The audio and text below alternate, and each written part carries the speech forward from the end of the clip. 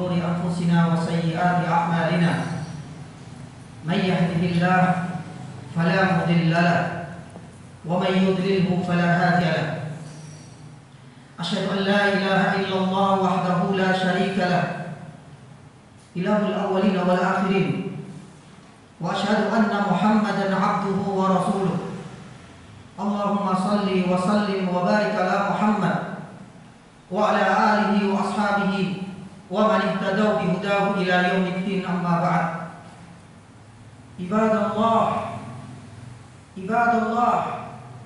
اتقوا الله حق التقوى وراقبوه في السر والنجوى كما قال الله سبحانه وتعالى في كتابه الكريم يا أيها الذين آمنوا اتقوا الله حق تقاته ولا تموتن إلا وأنتم مسلمون. Jamaah Jumat yang dirahmati Allah Subhanahu wa taala. Berbicara tentang cinta, laksana lautan yang tak bertepi. Begitu panjang hingga tak berujung dan begitu luas hingga tak berbatas.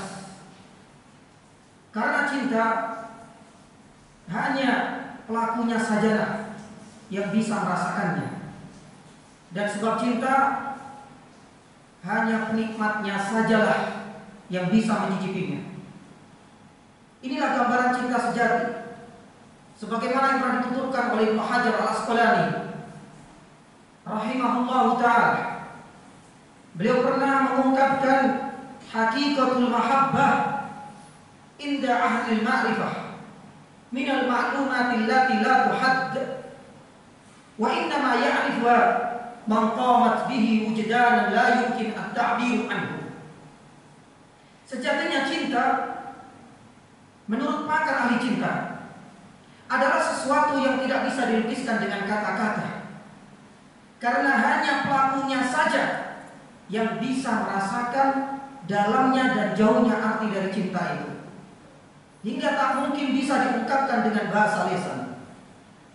Meski demikian, jamaah Jumat yang dirahmati Allah Subhanahu wa taala, tidak sedikit di kalangan para ulama masih mencoba dan berusaha mencari apa sih hakikat dari cinta sebenarnya dan seperti apa definisi dari cinta itu. Salah satunya di antara mereka adalah Ibnu Jauzi rahimahullahu ta'ala. Beliau pernah menuturkan hakikatul mahabbah huwa muwafaqah, hiya muwafaqatu lima yuhibbuhu al-mahbub fi mahabbi fayajibu ma yuhibbu mahabbahu atau mahbubahu. Ibnu Jauzi rahimahullahu ta'ala pernah menuturkan bahwasanya intisari dari sebuah kecintaan itu ketika seorang hamba mampu menselaraskan setiap apa yang disukai oleh orang yang dicintainya. Maka dari definisi inilah ternyata cinta itu membutuhkan totalitas. Cinta membutuhkan perjuangan yang begitu tinggi dan pengorbanan yang tiada batas agar seorang hamba mampu menselaraskan setiap apa yang disukai oleh yang dicintainya, dan agar seorang hamba bisa dan mampu memberikan persembahan terbaik kepada yang dicintainya. Maka jamaah yang dirahmati Allah Subhanahu wa taala, tatkala pengorbanan atas nama cinta, perjuangan atas nama cinta dan totalitas cinta itu dilandasi atas iman dan takwa, maka kecintaan inilah yang akan berbuah pahala. Dan kecintaan jenis inilah yang kelak akan mendatangkan keridhaan Allah Subhanahu wa taala. Marilah kita simak bersama jamaah Jumat yang dirahmati Allah Subhanahu wa taala, bagaimana tingginya pengorbanan cinta dan perjuangan cinta dari para sahabat ridwanullahi taala alaihim untuk menjadi kekasih-kekasih Allah. Tatkala Rasulullah sallallahu alaihi wasallam menginstruksikan sebagian di antara mereka untuk berhijrah ke negeri Habasah, negeri Ethiopia, dan jauh dia di sana. Hanya 14 laki-laki dan 4 wanita sebagaimana yang dituturkan oleh Allah Subhanahu wa taala dalam surat Az hadirin Allah jamaah Jumat yang dirahmati Allah Subhanahu wa taala. Meski tidak ada sanak famili di sana, tak ada handai tolak yang berada di sana, tak ada satupun di antara para sahabat yang meminta atau mengeluhkan hal ini kepada Rasulullah SAW. Meski jarak tempuh yang begitu jauh dan medan yang begitu mengerikan, tak ada satupun di antara para sahabat yang diperintahkan oleh Rasulullah SAW kemudian memohon dan meminta keringanan kepada Nabi SAW. Meski bekal dan persediaan makanan semakin menipis, tak ada satupun di antara mereka yang kemudian menggalang dana sambil meminta-minta. Dan meski tujuan negara yang mereka akan tempati, yang akan kelak mereka hijrah itu adalah negeri orang kafir, tak ada satu di antara mereka jamaah yang memohon kepada Nabi SAW untuk segera menunda hijrah tersebut. Inilah sebenarnya buah dari pengorbanan atas nama cinta yang berbuah pahala, manakala kecintaan itu dilandasi atas iman dan takwa.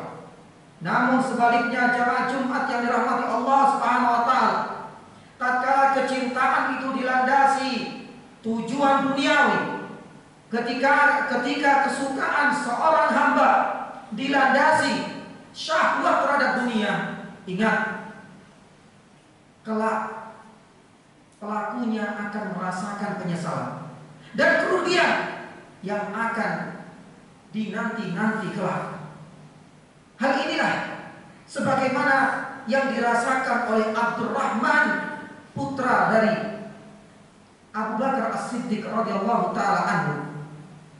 Begitu dalam penyesalan dan begitu banyak kerugian yang ia rasakan tatkala Allah Subhanahu wa taala memberikan kesempatan kepada Abdurrahman bin Abu Bakar As-Siddiq radhiyallahu taala anhu untuk menyerbu negeri Syam, satu negeri yang terkenal dengan keelokan dan kecantikan para wanitanya. Di tempat inilah jamaah Jumat yang dirahmati Allah Subhanahu wa taala, pandangan Abdurrahman tertuju pada salah satu wanita. Dan di tempat ini pula hatinya tertambat pada kecantikan dan keelokan Laila binti Al-Judi. Jamaah Jumat yang dirahmati Allah Subhanahu wa taala, perasaan cinta begitu mendalam pada diri Abdurrahman kepada Laila bintu Al-Judi hingga tak akan mampu hilang dalam ingatan dan benak beliau. Bahkan begitu dalamnya cinta beliau kepada Laila bintu Judi ini tertuang dalam syair-syair yang penuh dengan nuansa keromantisan. Apalah daya jamaah Jumat yang dirahmati Allah Subhanahu wa taala, tak ada satupun di antara para sahabat yang mampu menghentikan gejolak cinta dari Abdurrahman, putra dari Abu Bakar As-Siddiq radhiyallahu taala anhu ini. Jamaah yang dirahmati Allah Subhanahu wa taala, dalam kondisi seperti inilah Umar bin Khattab radhiyallahu taala anhu mampu membaca kondisi Abdurrahman dan merasa iba dan kasihan dengan keadaannya.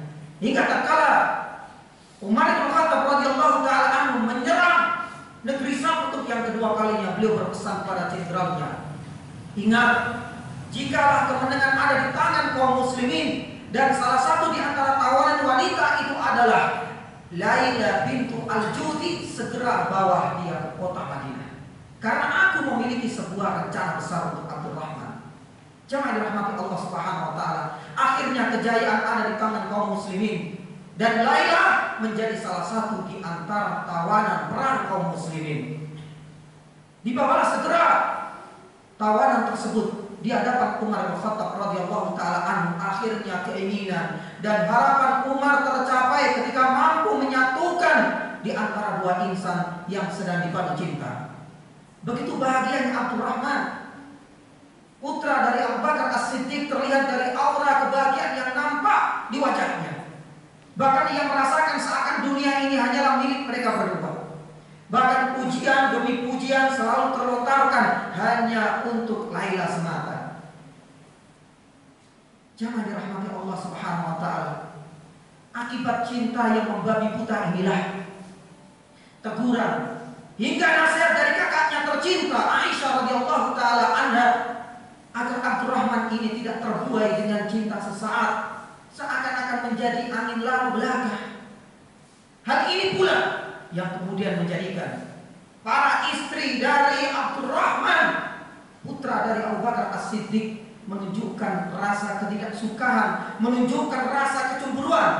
Dan qadarullah, Allah Subhanahu wa taala akhirnya benar-benar menguji kesetiaan cinta Abdurrahman kepada istrinya. Allah Subhanahu wa taala menurunkan satu ujian kepada istrinya, yang akhirnya Laila bintu Al-Judi ini menjadi wanita yang benar-benar buruk rupa. Jamaah Jumat yang dirahmati Allah Subhanahu wa taala, pujian demi pujian dahulu berubah menjadi cacian dan hinaan, yang pada akhirnya kisah percintaan ini berakhir dengan perceraian. Jamaah dirahmati Allah Subhanahu wa taala, inilah buah, inilah hasil dari pengorbanan atas nama cinta yang berjuang atau berujung kepada kemaksiatan ketika kecintaan itu dilandasi pada tujuan duniawi dan syahwat terhadap dunia. Maka jamaah Jumat yang dirahmati Allah Subhanahu wa taala, janganlah sekali-kali kecintaan kita kepada Allah Subhanahu wa taala berujung kepada kesyirikan. Tatkala kita sebagai seorang hamba mempersembahkan cinta kita kepada Allah persis dan sama cinta kita kepada makhluknya, atau mungkin barangkali cinta kita kepada makhluk Allah Subhanahu wa taala lebih tinggi derajatnya daripada cinta kita kepada Allah Subhanahu wa taala. Allah Subhanahu wa taala menegaskan hal ini di dalam salah satu firman-Nya, wa minan nas man yattakhidhu min dunillahi andada yuhibbunahum ka hubbillah. Hati-hati dengan tipikal, hati-hati dengan model manusia yang mereka benar-benar menjadikan tandingan selain Allah Subhanahu wa taala dan ia persembahkan seluruh cintanya kepada makhluk tersebut seperti cintanya dia kepada Allah Subhanahu wa taala. Ayat ini adalah celaan yang keras kepada orang-orang yang menyamakan cintanya kepada Allah dengan cintanya kepada makhluk. Pun demikian yang jamaah Jumat yang dirahmati Allah Subhanahu wa taala. Dan janganlah sekali-kali kita menunjukkan cinta kita yang berujung kepada kemaksiatan. Manakala hati kita tertambat kepada dosa dan pelanggaran yang syar'i, seperti cintanya wanita-wanita Mesir kepada Yusuf alaihissalam. Allah Subhanahu wa taala menceritakan hal ini dalam surat Yusuf ayat yang ke-30. Wa qala niswatun, ketika para wanita-wanita mengatakan bahwasanya imra'atul aziz turawidu fataha an-nafsi qad syaqafa hubba. Bagaimana cintanya imra'atul aziz sebagai majikan kepada bujannya Yusuf alaihissalam. Allah Subhanahu wa taala menunjukkan inna lana wa fi dhalalin mubin. Allah Subhanahu wa taala menjelaskan cinta ini adalah cinta yang terlarang. Kecintaan ini berujung kepada kemaksiatan dan dosa karena Allah Subhanahu wa taala menutup ayat ini inna lana wa fi dhalalin mubin. Sesungguhnya kami lihat, kami saksikan sendiri bahwasanya kecintaan imra'atul aziz kepada Yusuf alaihissalam itu adalah sebuah kesesatan yang nyata. Ini adalah kecintaan yang berujung kepada kemaksiatan dan dosa. Namun sebaliknya jamaah Jumat yang dirahmati Allah Subhanahu wa taala, marilah kita salurkan, marilah kita distribusikan kecintaan kita kepada Allah Subhanahu wa taala dengan penuh keikhlasan agar bernilai ibadah, agar berbuah yang pahala. Syekh Al-Allamah Ibnu Abdul Aziz bin Baz rahimahullah pernah menuturkan, sejatinya cinta seorang hamba kepada Allah Subhanahu wa taala adalah salah satu di antara tonggak ibadah yang sangat penting. Salah satu di antara tonggak ibadah yang paling utama dan landasan pokok setiap hamba ketika mereka beragama. Karena kecintaan seorang hamba mengharuskan dan menuntut agar ia selalu ikhlas dalam menunjukkan dan mempersembahkan cintanya kepada Allah. Karena hal ini juga mengharuskan ia mentaati seluruh perintah Allah Subhanahu wa taala. Karena hamba dituntut untuk selalu menjauhi seluruh larangannya. Dan kecintaan seperti ini juga menuntut seorang hamba untuk tunduk dan taat kepadanya. Semoga Allah Subhanahu wa taala menjadikan kita di antara orang-orang yang selalu mempersembahkan cintanya kepada Allah Subhanahu wa taala dengan penuh keikhlasan dan menjauhkan diri kita dari cinta kepada sesuatu yang berujung kepada kesyirikan dan kemaksiatan. Aku qauli hadza wa astaghfirullaha li wa lakum fastaghfiru innahu huwal ghafurur rahim.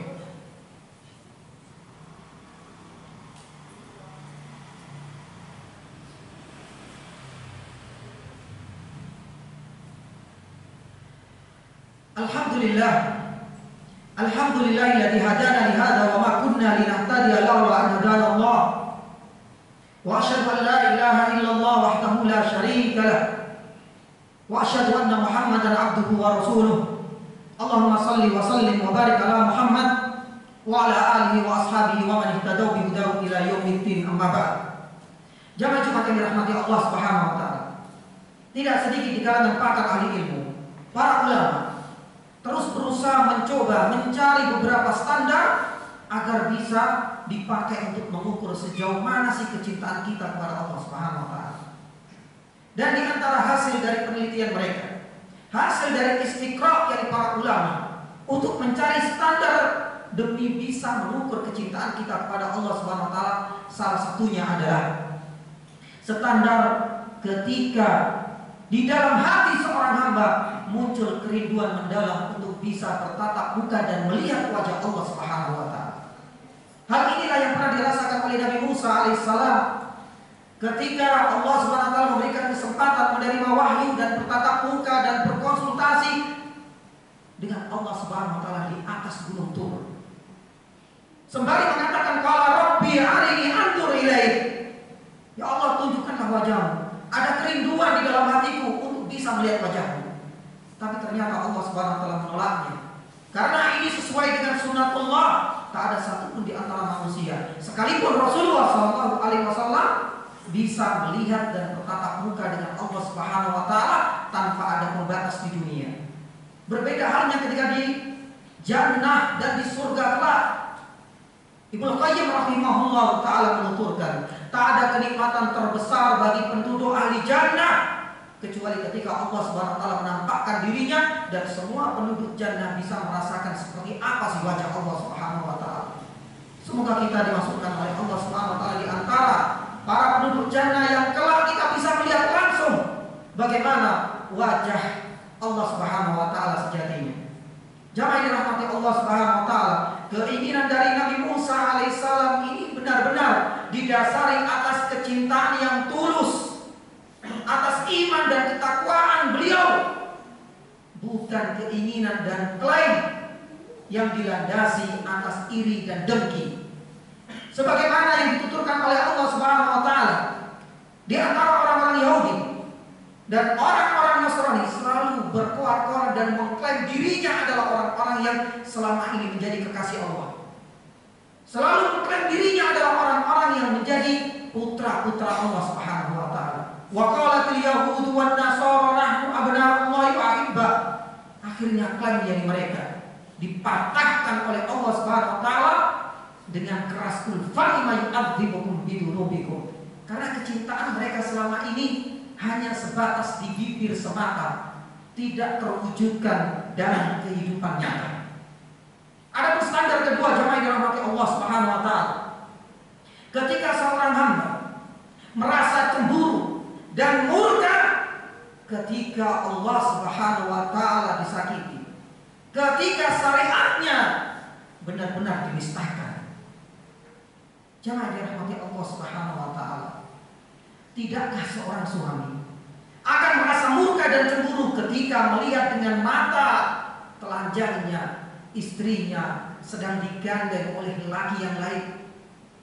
Inilah salah satu ilustrasi yang disampaikan oleh Rasulullah SAW kepada Sa'ad bin Ubadah radhiyallahu taala anhu. Wahai Sa'ad, apa reaksimu ketika istrimu qadarullah digandeng oleh lelaki lain? Sa'ad menampakkan raut wajah yang begitu marah dan murka seraya mengatakan kepada Rasulullah, ya Rasulullah, tak ada solusi bagi saya kecuali saya akan cincang dan saya akan penggal kepalanya. Jangan dirahmati Allah Subhanahu wa taala. Dari sinilah Rasulullah SAW ingin memberikan pelajaran kepada para sahabat dan kepada kita umatnya. Wahai para sahabat, tidakkah kau lihat begitu besarnya cemburu dari Sa'ad ibnu Ubadah radhiyallahu taala anhu terhadap istrinya? Maka ingatlah, Allah Subhanahu wa taala lebih cemburu lagi ketika syariatnya dinistakan, melebihi cemburunya Sa'ad ibnu Ubadah bila qadarullah istrinya digandeng oleh laki lain. Maka jangan dirahmati Allah Subhanahu wa taala. Di hari-hari ini Allah Subhanahu wa taala dinistakan, syariat Islam dilecehkan, dan Rasulullah SAW dan Al-Quran dijadikan sebagai bahan celaan. bahan cemoohan, maka di manakah posisi kita? Di manakah orang-orang yang selama ini jamaah dirahmati Allah Subhanahu wa taala selalu berkoar-koar kita adalah orang yang selalu cinta kepada Allah. Tapi di saat Allah Subhanahu wa taala dijelekan, ketika Allah Subhanahu wa taala dan syariatnya dihinakan, tak ada satupun bukti pembelaan mereka atas Allah dan syariatnya. Ada standar yang ketiga jamaah dirahmati Allah Subhanahu wa taala. Sebagai dikatakan oleh para ulama, seorang yang benar-benar cinta kepada Allah akan muncul dalam hati dan sanubarinya keinginan untuk bersegera mentaati perintah Allah dan Allah Subhanahu wa taala dan bersegera untuk meninggalkan seluruh larangannya. Inilah yang nampak pada Umar bin Khattab radhiyallahu taala anhu ketika melihat kekasihnya beliau Rasulullah sallallahu alaihi wasallam dan teman setia beliau Abu Bakar As-Siddiq seusai perang Badar sedang menangis terseduh-seduh. Akhirnya didekati oleh Umar bin Khattab, "Wahai Rasulullah, wahai temanku yang setia Abu Bakar, apa yang menjadikan kau berdua menangis ini? Jikalau alasan yang kau sampaikan kepadaku ini alasan yang menjadikan saya menangis, bersedih, saya akan menangis bersama. Tapi bila mana alasan yang kau sampaikan ini tidak menjadikan saya terenyuh dan hatiku menangis dan bersedih, maka saya akan pura-pura menangis seperti tangisan kau berdua." Jamaah yang dirahmati Allah Subhanahu wa taala, inilah bukti bagaimana ketegasan Umar bin Khattab, keberanian Umar bin Khattab ia campakkan ketika berhadapan dengan perintah dan ketaatan dia kepada Allah dan kepada Rasulnya. Adapun yang terakhir yang jamaah yang dirahmati Allah Subhanahu wa taala adalah standar ketika seseorang itu selalu menyebut nama Allah Subhanahu wa taala dimanapun dia berada dan kapanpun ia berada. Dan inilah yang nampak pada diri Nabi sallallahu alaihi wasallam. Karena Rasulullah sallallahu alaihi wasallam yadhkurullah fi kulli ahyani. Nabi sallallahu alaihi wasallam, Allah tak pernah berlepas dari satu hari kecuali nama Allah Subhanahu wa taala itu yang paling disebut olehnya. Dan lisannya tak pernah terbasahi kecuali nama Allah Subhanahu wa taala yang selalu ia sebut. Maka disinilah kemudian Rasulullah sallallahu alaihi wasallam selalu berdoa kepada Allah Subhanahu wa taala, "Allahumma inni as'aluka hubbak." Ya Allah, aku meminta kepada Engkau agar aku menjadi di antara orang-orang yang selalu mencintaimu ya Allah. Wa hubba man yuhibbuk, dan aku termasuk di antara orang-orang yang cinta kepada orang-orang yang mencintaimu pula. Dan aku juga memintamu wa hubba amalin yuqarrib ila hubbik, dan mudah-mudahan aku termasuk di antara orang-orang yang selalu cinta untuk berbuat amal soleh yang dengan amalan ini akan bisa mendekatkan diriku kepada cintamu ya Allah. Jangan cuma yang dirahmati Allah Subhanahu wa taala. Mudah-mudahan Allah Subhanahu wa taala menjadikan kita di antara orang-orang yang selalu cinta kepada Allah, cinta kepada orang-orang yang mencintainya, dan cinta kepada syariatnya yang dengan syariat itu bisa mendekatkan diri kita kepada cintanya Allah Azza wa Jalla. Inna Allaha wa malaikatahu yusholluna 'alan nabi. Ya ayyuhalladzina amanu shallu 'alaihi wa sallimu taslima. Allahumma shalli 'ala Muhammad wa 'ala ali Muhammad kama shallaita 'ala Ibrahim wa 'ala ali Ibrahim wa barik 'ala Muhammad wa 'ala ali Muhammad kama barakta 'ala Ibrahim wa 'ala ali Ibrahim fil 'alamin innaka Hamidum Majid. Allahumma ighfir lil muslimina wal muslimat wal mu'minina wal mu'minat al ahya'i minhum wal amwat innaka sami'un qaribun mujibud da'wat. Allahumma aslihna wa aslih ulatal muslimin. Allahumma aslihna wa aslih syababal muslimin. Allahumma aslihna wa aslih nisa'al muslimin. Allahumma inna nas'aluka hubbak wa hubba man yuhibbuk wa hubba amalin yuqarribu ila hubbik ya arhamar rahimin. Allahumma inna nas'aluka hubbak wa hubba man yuhibbuk wa hubba amalin yuqarribu ila hubbik ya arhamar rahimin.